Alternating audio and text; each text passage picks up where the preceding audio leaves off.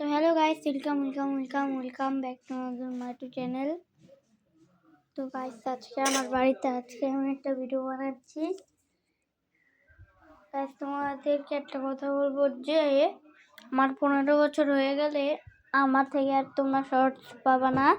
বড় বড় ভিডিও পাবে কিন্তু আর শর্টস পাবে না।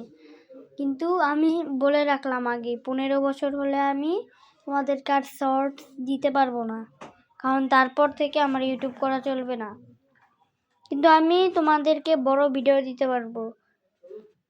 তো গাইজ আজকে তোমাদের এই কথাটা বলে রাখলাম, 15 বছরে আর কোনো শর্টস পাবে না।